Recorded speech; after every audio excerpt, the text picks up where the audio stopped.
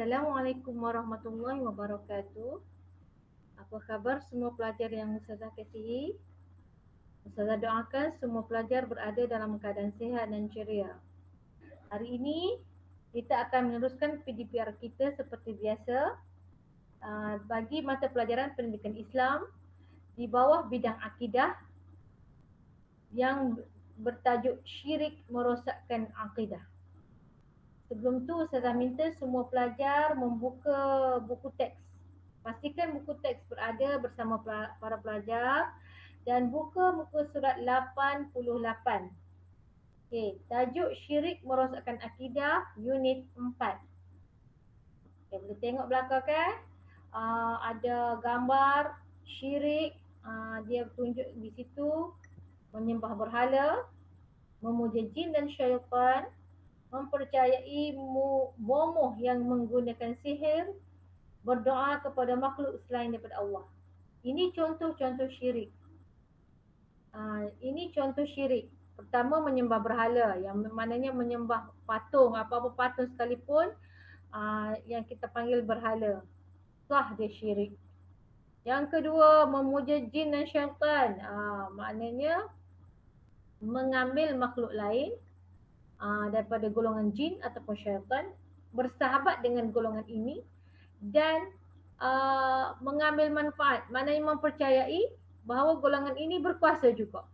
Bukan sahaja mempercayai bahawa Allah berkuasa, tapi mempercayai golongan jin dan syaitan ini berkuasa. Itu syirik.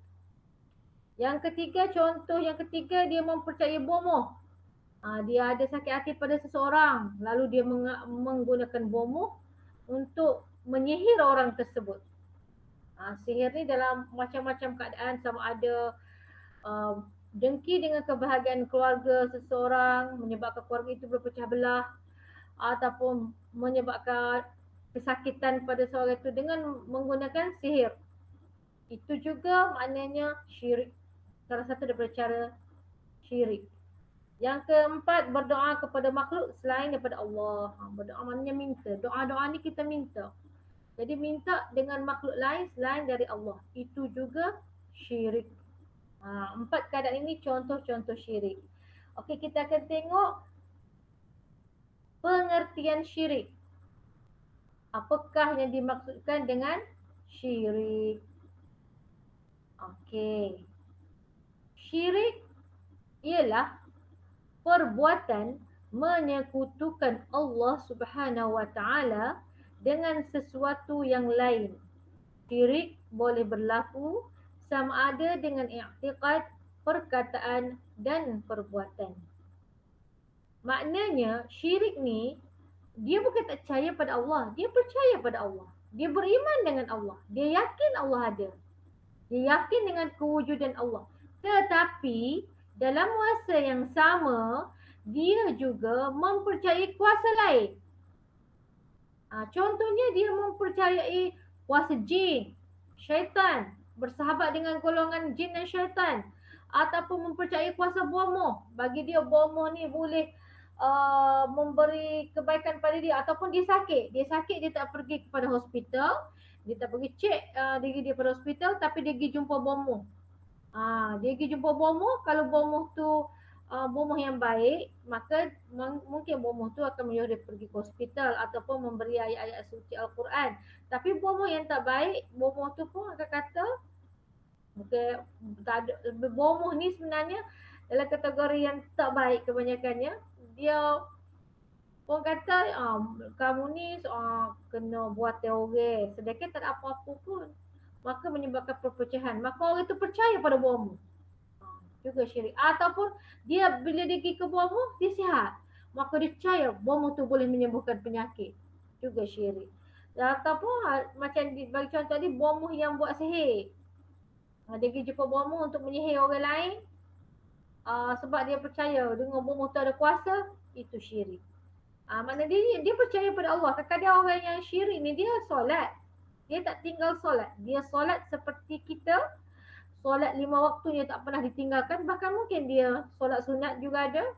Tapi bila dia mempercayai ada kuasa lain yang boleh, ada kuasa lain yang lebih hebat, yang ada kuasa lain di samping kuasa Allah, maka itu adalah syirik. ataupun dia meminta pertolongan daripada makhluk lain selain daripada Allah, itu adalah syirik. Faham tak? Syirik ni bukan kata dia tak percaya pada Allah. Tak, dia percaya pada Allah tapi dia juga percaya pada makhluk lain. Itulah syirik. Maknanya dia menduakan Allah. Dia menyekutukan Allah. Menyekutukan ni maknanya Allah tu ada di samping Allah, ada kuasa lain juga. Makhluk lain yang berkuasa selain Allah. Itulah syirik. Okey, dalil dalam Al-Quran dalam surah Al-Baqarah ayat 22. A'udzu billahi minasyaitonir rajim. فلا تجعلوا لله أندادا وأنتم تعلمون. Maksudnya, maka janganlah kamu mengadakan sembahan-sembahan lain bagi Allah sedangkan kamu semua mengetahui. Dalam ayat ni Allah terangkan pada kita, maka janganlah kamu, jangan sekali-kali kamu mengadakan sembahan-sembahan. Maknanya buat sembahan lain selain daripada Allah. Kita solat, maknanya kita sembahyang, kita menyembah Allah. Tapi dalam masa yang sama, kita juga percaya pada makhluk lain, kita buat sembahan pada makhluk lain. Itu haram. Hukumnya haram. Sebab dalam ni, tegai dah orang kata jangan. Kalau kata kita panggil jangan. Jangan sekali-kali buat sembahan lain selain daripada Allah. Jangan sembah makhluk lain selain dari Allah. Okey, hukumnya saya terangkan saat ni. Hukum mensyirikkan Allah adalah haram. Haram titik. Haram mutlak. Bila haram tu jelas. Bendanya haram. Dan dikategorikan sebagai dosa yang paling besar. Dosa yang Allah tak ampunkan adalah dosa syirik.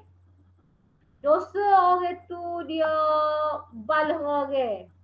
Dosa kita gocoh orang. Dosa kita sesama manusia ataupun kita orang tu tak semaya. Dia tak semaya, dia malah. Bukan kata boleh tak semaya, tapi ayatnya tak semaya tu dosa besar juga. Dia suruh malah. Dia pun tertinggal semaya.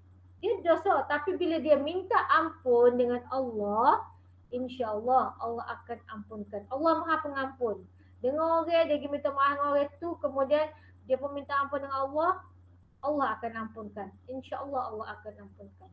Tapi dosa syirik, malulah dia tak buat benda-benda tu sampai hingga dia bawa mati, Allah tak akan ampunkan. Sebab itu adalah dosa yang paling besar. Okey. Seterusnya, kita tengok pula pada pembahagian syirik. Pembahagian syirik. Jenis-jenis syirik. Syirik terbahagi kepada dua. Syirik ni ada dua jenis. Satu syirik jali. Yang kedua syirik khafi. Jali. Dia ada sabdu tu. Aku kena baca molek tu. Syirik jali, syirik khafi. Apakah yang dimaksudkan dengan syirik jali dan syirik khafi? Jadi syirik ni ada dua jenis, iaitu syirik jali dan syirik khafi. Okey, sebelum tu tadi dalam pengertian syirik tadi diberitahu bahawa syirik ni boleh berlaku sama ada dengan i'tiqad, perkataan ataupun perbuatan. Maknanya syirik ni boleh berlaku dalam tiga keadaan. Ada orang tu dia tak nampak luaran dia lengkap sebagai seorang Muslim, tapi i'tiqad hati dia. Contoh, kalau dia tu dalam hati dia tu dia percaya ke benda lain. Suppose saya sani lah, dia semaya cukup, dia gapo, tapi hati dia tu sama. Kalau aku lalu pokok ni ada kuasa ni, kena minta lalu molek ni. Contoh, kita lalu suatu tempat, kita nak pokok besar, kita kata pokok ni, kita percaya pada kuasa pada pokok tu. Maknanya itu syirik di tingkat kita. Faham tak? Kita tak ayat kau, kita tak sebut perbuatan kita tak buat, tapi dalam hati kita percaya kepada pokok tu ke, percaya ke tok bomo tu ke, iktikad hati kita. Itu syirik juga. Yang kedua perkataan. Dari segi kita kecek percakapan kita. Contoh percakapan tu jelas lah orang nampak lah kan bila kita sebut benda-benda tu yang menjatuhkan seolah-olah kita percaya benda ni lebih berkuasa. Kita kecek dengan sayang kita kata, Tok Bomo tu bisa tu, Tok Bomo tu boleh tu. Kalau mu ada masalah mu jumpa lah Tok Bomo tu. Tok Bomo tu boleh buat, boleh sembuh penyakitmu, boleh gini. Maknanya kita mempercayai kuasa lain, kuasa Tok Bomo tu. Tok Bomo tu hebat. Itu juga jatuh kepada syirik. Dan yang ketiga dari segi perbuatan. Perbuatan tu memang terai-terai lah. Kalau kita pergi sembah pokok, kita pergi sembah berhala, tokong ke gapo, sosah lah itu syirik. Contoh kalau kita kata kita orang susah, kita nak duit banyak, orang tu pun kata kalau mau nak duit banyak mu kena pergi jumpa tokong Sami situ tu. Sami tu dia boleh tolong mu tu duit. Dia boleh tolong kamu apa ni mu ikut kita pergi. Sami tu suruh kita sembah tunduk ke tokong dia, kita pun tunduk. Itu jatuh pada syirik. Okey. Baik, itu maknanya pengertian syirik yang solat tadi. Syirik itu boleh berada dalam tiga keadaan, boleh berlaku pada tiga keadaan. Iktikad, niat dalam hati. Iktikad ni niat dalam hati. Perkataan kita dan ataupun perbuatan kita. Okey, kita sama balik, kita tengok pula Ustaz Ain jenis syirik. Saat ni syirik itu berlaku dalam keadaan tiga keadaan itu. Ni jenis syirik ni. Syirik ni ada dua jenis, iaitu satu syirik jali, yang kedua syirik khafi. Okey, apakah yang dimaksudkan dengan syirik jali? Syirik jali ialah mempercayai atau mengaku wujudnya Tuhan lain selain Allah. Percaya dan mengaku bahawa adanya Tuhan selain daripada Allah atau menyembah selain daripada Allah yang Maha Esa. Syirik jali dikenali juga dengan syirik besar. Syirik yang paling besar lah ni. Sebab dia mengaku selain daripada Allah yang mentadbir bumi ini, yang mencipta alam ini, yang mencipta makhluk di dalamnya, dia juga mempercayai adanya kuasa lain. Yang boleh yang berkuasa ke atas muka bumi ni. Itu maknanya syirik jali, syirik yang jelas, yang dikenali juga sebagai syirik yang paling besar. Contoh dia menyembah berhala, matahari, bulan atau lain-lain, meminta doa dan pertolongan daripada kubur atau orang mati atau selain dari Allah. Faham ke tak tu? Maknanya terai-terai lah dia mempercayai pada benda lain. Dia percaya pada Allah, tapi dia juga mempercayai benda lain yang juga berkuasa. Itu makna syirik jali. Puasa cerita saat ni lah, pergi sembah berhala, tokong ataupun tengok pokok besar, pergi sembah pokok besar. Lepas tu lalu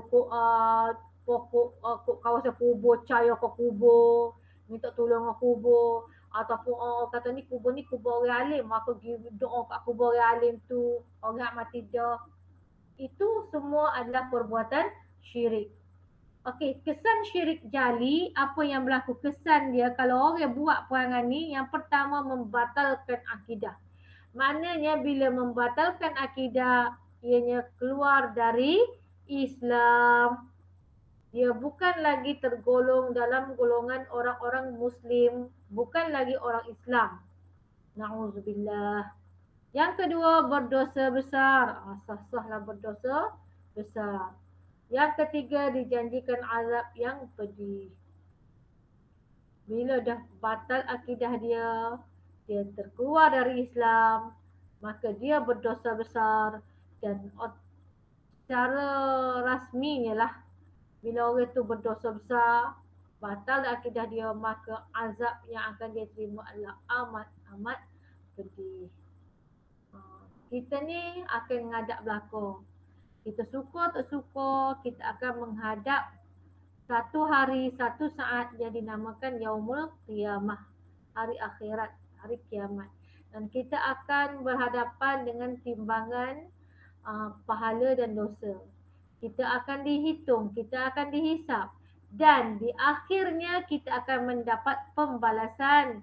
Sama ada balasan baik maupun balasan buruk. Dan orang yang sudah syirik, yang terang-terang syirik, Allah janjikan balasan yang buruk. Balasan yang amat pedih yang berada di dalam neraka. Tak usahlah ke. Kita setara panas sikit pun kita tak boleh duduk dah. Dah, ustazah ni pun duduk dalam kipah. Kalau suruh panas, tak boleh nak tidur pun tak boleh.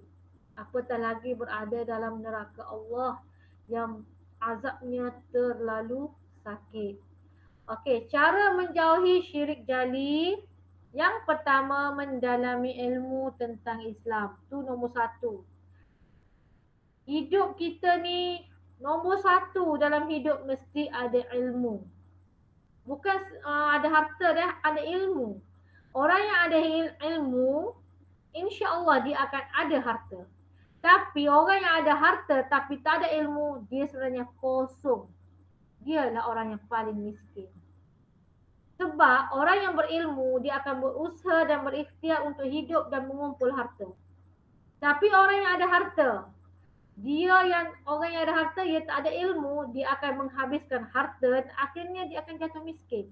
Maka dalam arti kata lain, orang yang ada ilmu, dia orang kaya. Tapi orang yang ada harta, yang tak ada ilmu, dia orang susah sebenarnya, orang yang miskin. Okey, yang kedua, istiqamah beribadah dan berdoa kepada Allah. Istiqamah ni maknanya buat seumur-seumur. Kekal buat seumur-seumur. Walaupun benda kecil, benda baik, buat seumur. Istiqamah ni buat benda tu seumur-seumur. Istiqamah dia makan nasi. Istiqamah dia kalau dia tu hak ustaz kata tu makan nasi ke apa tu, kita hari-hari tu kita buat seumur kan. Tu mak istiqamah lah. Tu hak perkara harus, perkara hak berkaitan dengan agama ni buat seumur ni. Semaya jangan tinggal. Kalau boleh semaya sunat. Kalau misalnya zikir selawat seumur, benda tu jangan tinggal. Hari-hari biar selawat seumur pada Nabi. Hari-hari istighfar semua pada Allah, berzikir semua subhanallah tu, sebut semua subhanallah, alhamdulillah, Allahu akbar, sebut semua, astaghfirullah, sebut semua. Istiqamah ni hari-hari buat. Tak buat banyak pun tak apa, tapi buat juga hari-hari. Gitu. Dan istiqamah berdoa. Doa ni mesti kena doa. Janganlah lepas semaya, sudah semaya, akak-akak sejadah, lipatkan sejadah, pergi lalu pergi main kali. Terus hari-hari sudah kita sembahyang 5 waktu sehari semalam tu, pastikan doa tu ada semua. Faham tak? Lepas solat doa, dan doa saya saja pun doa. Doa ni dia dalam hati, ya Allah aku, ampun dosa aku ya Allah. Tu doa juga. Faham tak? Naik basikal doa, ya Allah aku, tolong aku ya Allah, nak pergi esok ni aku nak biar pergi berjaya ya Allah. Doa seumur-seumur hanya minta kepada Allah. Iyyaka na'budu wa iyyaka nasta'in. Hanya kepada Engkau kami sembah dan hanya kepada Engkau kami meminta pertolongan. Minta tolong pada Allah. Susah duit tak ada. Susah hidup. Susahnya nak belajar tak faham. Susahnya lah demam, sakit. Minta dengan Allah. Semuanya kena minta dengan Allah. Ya Allah, ya Tuhanku, murahkan rezeki aku dan keluarga aku. Ya Allah, ya Tuhanku, jadikanlah akal, kurniakanlah kepada aku akal yang tajam, pemikiran yang tajam, yang dapat memahami segala ilmu yang diajar. Ya Allah, ya Tuhanku, kurniakanlah aku kekayaan supaya aku dapat membantu orang-orang yang susah. Doa. Tak apa, doa minta kaya pun tak ada masalah. Ya Allah, Tuhanku, berilah aku duit yang banyak, ya Allah. Supaya satu hari nanti bila duit banyak aku akan tolong orang, aku akan jadi hamba yang beriman. Doa. Faham tak? Jadi doa hanya kepada Allah. Yang ketiga, cara menjauhi syirik jali ni, mentaati perintah Allah dan Rasul. Maknanya buat apa yang Allah suruh, buat apa yang Nabi suruh, jangan buat apa yang Allah dan Nabi larang. Amar ma'ruf nahi munkar. Hak tu kena pergi semua. Buatlah gapo apa asal benda tu halal, benda tu dibolehkan dalam Islam, maka buat. Tapi bila benda tu Allah kata haram walaupun kecil, tak boleh buat. Kita kena ke robau ke, robau tu ber 10 sen comel tapi harganya hanya 10 sen. Tapi kita nak ambil benda tu jadi mencuri. Haram, walaupun 10 sen haram, maka jangan buat. Jangan ambil. Tapi kalau benda tu dengan senyum, boleh bagi pahala. Dengan kita senyum menyenangkan orang lain, kita senyum membuatkan orang jadi gembira, senyum. Benda tu kecil ke? Senyum ni paling ringkas, paling mudah. Benda kecil, tak perlu waktu ambil duit. Tapi boleh memberi kebahagiaan kepada orang. Kita senyum. Jadi buat je lah. Buatlah benda tu walaupun sekecil-kecil benda, tapi kalau benda tu halal, buat. Dan jangan buat benda tu walaupun benda tu kecil, tapi kalau benda tu haram, jangan buat. Faham tak? Mentaati perintah Allah dan Rasul. Islam ni cantik, Islam ni indah dan Islam itu mudah. Islam tak payah sebenarnya. Sebenarnya semua dalam Quran semua ayat berlaku dah. Gapo hak kena buat, gapo hak tak boleh buat. Kerja kita hamba Allah ni hanya ikut sahaja. Ikut apa yang Allah suruh, jangan buat apa yang Allah larang. Allah suruh semaya jangan tinggal, puasa bulan Ramadan, kalau rajin puasa sunat, berzikir, bersedekah, buatlah apapun benda baik dan jangan buat benda jahat. Okey, kita tengok pula pengertian syirik khafi. Apakah yang dimaksudkan dengan syirik khafi?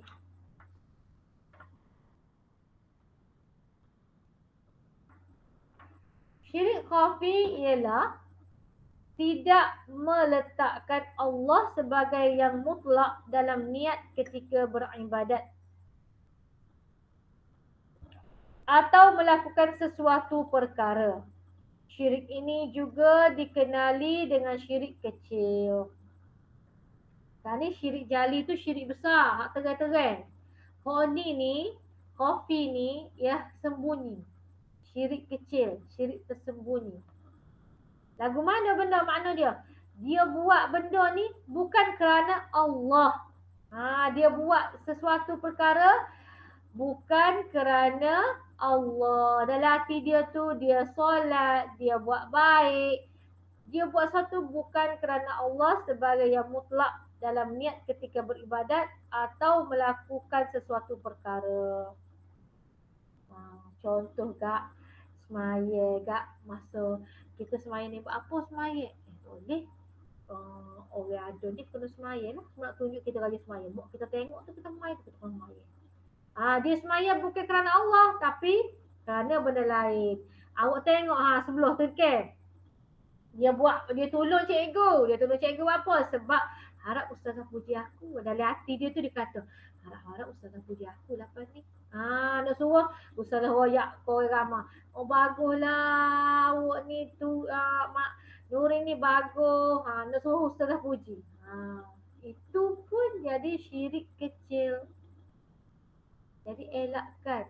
Jangan sekali-kali buat lagu tu. Kita buat gapo-gapo pun mesti niat kerana Allah. Kita semaya ko, kita nak puasa ko, kita nak baik ko orang ko, kita sedekah ko, kita kena niat betul dalam hati ni, aku buat ni kerana Allah, bukan suruh puji aku. Okey, contohnya, dia bagi contoh tu, riya, iaitu melakukan sesuatu ibadah bukan semata-mata kerana Allah, kerana Allah Subhanahu Wa Taala. Seseorang melakukan ibadah kerana mahukan pujian atau tempat dalam masyarakat. Contoh kat kali tu, wisdekah. Wisdekah kita pun panggil, ni aku wisdekah ni. Tengok ni aku wisdekah 10 riyal ni. Kita pun letak dia tahu, ni wisdekah 10 riyal. Lepas tu pop-pop ambil gambar. Tujuannya, nak suruh. Riak ni benarnya nak suruh lah, nak banggakan. Nak suruh puji. Baguslah. Nuraidah ni bagus, Nuraidah ni bagus dia. Dia derma ke orang. Dia tolong orang. Contoh. Dalam hati. Kalau ustazah dalam hati ustazah buat benda tu kerana gitu, maka dosa lah ustazah. Nauzubillah lah, tak say lagi tu kan. Itu maknanya riak. Riak kita nak nyuruh ke orang. Dia suruh orang tengok kita, suruh orang puji kita, suruh orang puja kita. Okey. Kesan syirik khafi ni, kesan apabila kita melakukan, bila orang tu, mungkin kita lah, kalau orang tu buat syirik khafi ni, kesan dia yang pertama menghapuskan pahala amalan. Maknanya hak kita semaya, kita sedekah ke orang, kita semaya tu cuma medah ke. Semaya masjid, tak tinggal ni pergi semaya. Tapi sebab kita pergi semaya masjid tu nak suruh orang puji kita. Nak suruh masyarakat sekeliling tengok. Ni rajinnya lah budak ni. Pergi semaya masjid tak tinggal. Subuh di masjid, zuhur di masjid, asar di masjid, maghrib di masjid, isyak di masjid. Jadi semaya tu cuma meja patut boleh pahala banyak. Tapi sebab dalam hati dia tu dia pergi masjid kerana benda lain, kerana riak, kerana suruh puji, maka pahalanya tak ada. Kosong. Letih sahaja. Tu pun juga puasa. Isnin kami puasa sunat. Orang pun panggil makan. Minta maaf lah saya puasa hari ni ustaz. Saya tak nak pergi makan rumah ustaz. Lepas tu orang tu ajak makan pula. Kami pula untuk oleh ustaz saya puasa seumur isteri kami. Kita royak kalau kita puasa. Kita nak tunjuk kau bahawa kita ni puasa sunat seumur. Maka ketika tu puasa sunat tu bagus. Tapi bila kita niat kerana benda lain bukan kerana Allah, maka kita hanya lapar sahaja. Kita hanya dapat lapar dan dahaga sahaja. Pahalanya tak ada. Menghapuskan pahala amalan kita, menghapuskan pahala ibadah kita. Kita sedekah 2 juta sekalipun, kalau kita niat nak suruh ke orang, nak riak, maka 2 juta tu sia-sia. Faham tak? Okey, tu yang pertama. Kesan yang kedua, mendapat dosa dan kemurkaan Allah. Dah lah, tak boleh pahala. Pahala tu hapus. Boleh dosa pula. Dah lah boleh dosa, Allah marah pula.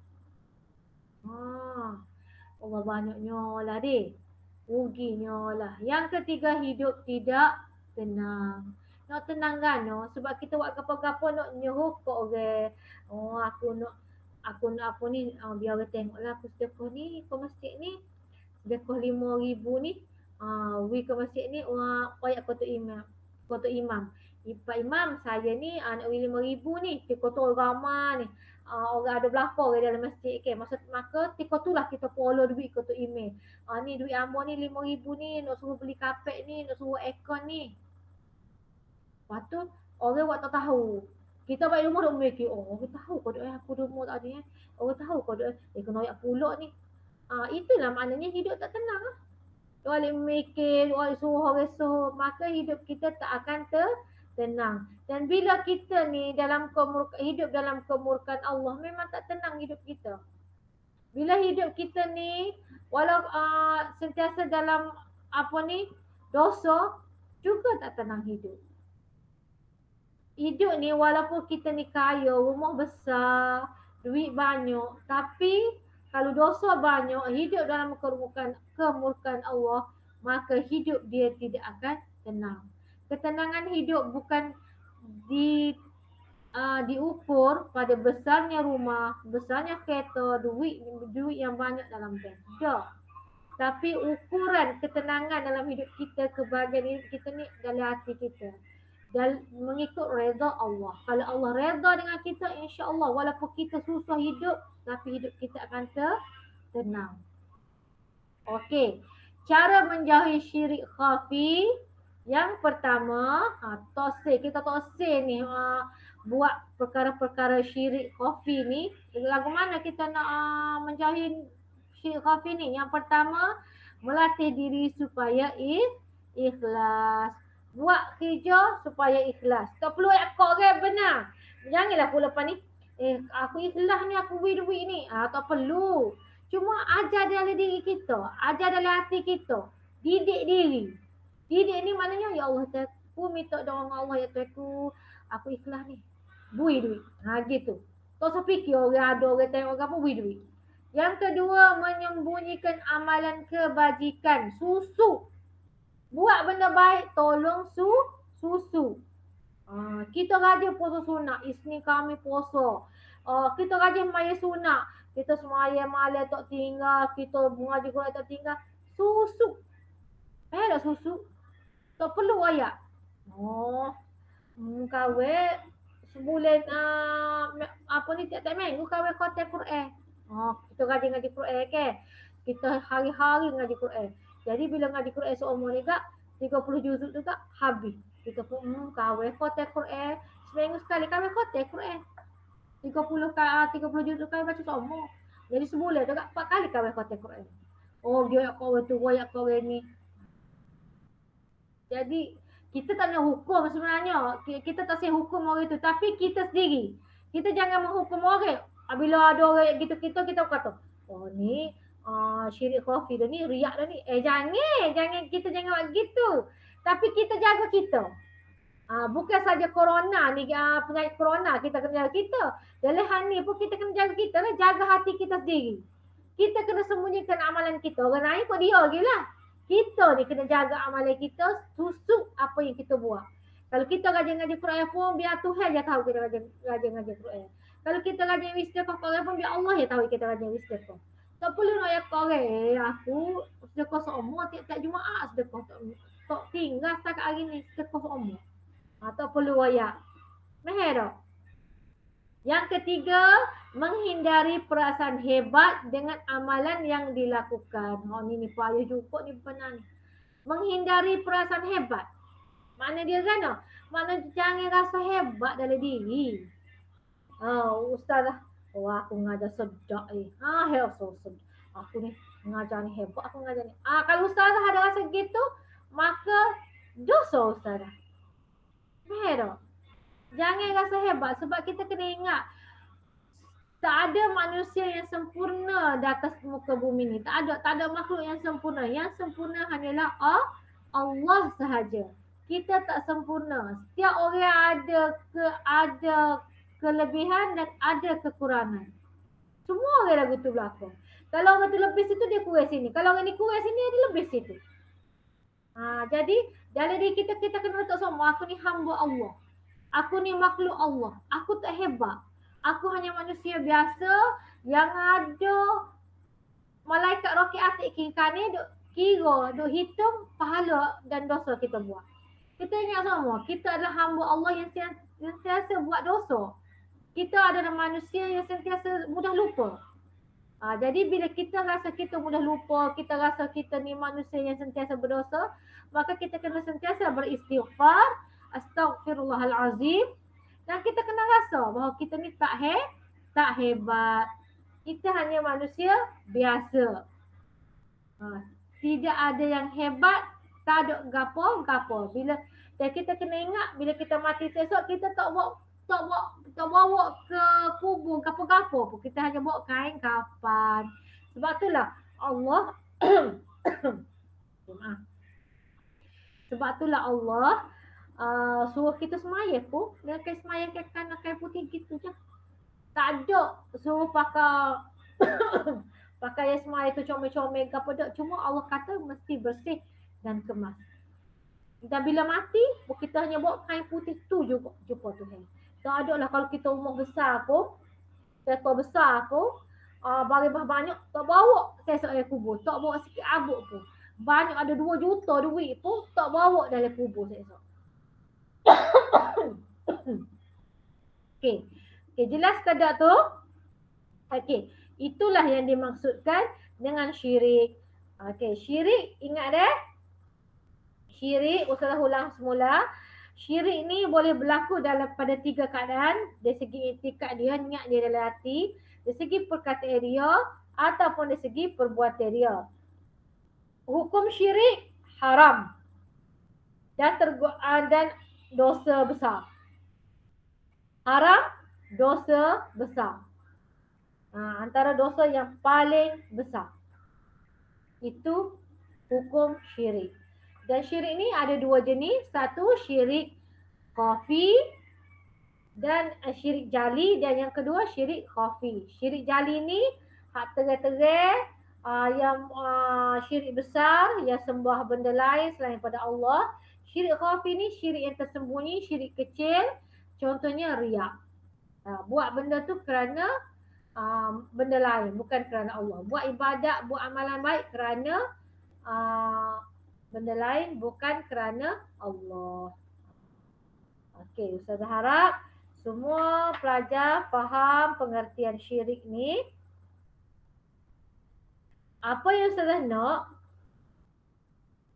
Ustazah nak awak buat peta minda. Uh, Okey. Di muka surat 93 ni, okey, fikir bernas. Saya nak awak yang ni. Ni. Hasilkan peta minda tentang syirik yang mengandungi pengertian syirik, jenis syirik dan contoh perbuatan syirik, kesan syirik dan usaha menjauhinya. Ketiga ni, 1, 2, 3. Peta minda. Tahu kan peta minda lagu macam mana?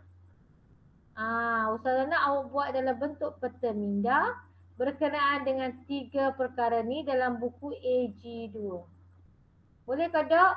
Dan disebabkan minggu depan kita cuti, jadi awak boleh buat dalam cuti. Sebab minggu depan kita cuti bermula dari Ahad sampai hari Khamis. Seminggu kita cuti.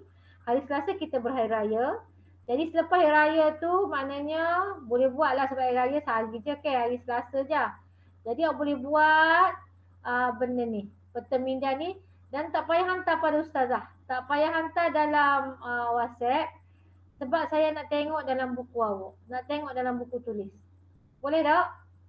Okey, Ustazah harap semua pelajar dapat buat apa yang Ustazah harapkan. Dan baca dengan jelas apa yang saya ajar tadi. Kalau tak faham, boleh tanya saya bila-bila masa sahaja.